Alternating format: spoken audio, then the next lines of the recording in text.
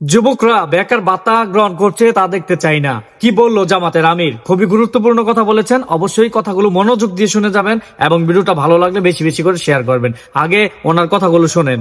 আমরা একটি দুর্নীতিমুক্ত বৈষম্যমুক্ত ইনসাফ ভিত্তিক মানবিক বাংলাদেশ গড়তে চাই।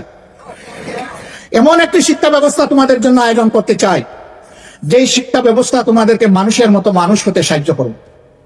আর একজন যুবক যুবতীও বেকার থাকবে না। অনেকে সংজ্ঞাগমে বলছেন আমরা এত কোটি এত লক্ষ যুবকে কর্মসংস্থান দিব, বাকিদের কি হবে? বলছেন বাকিদেরকে ভাতা দেবে। আমরা আমাদের যুবকরা কারো কাছ থেকে বেকার ভাতা গ্রহণ করুক তা দেখতেও চাই না, শুনতেও চাই না। প্রতিটি যুবকের হাতকে দেশ করার কারিগরের হাতে পরিণত করতে চাই। প্রত্যেকটি হাতে কাজ তুলে দিতে চাই।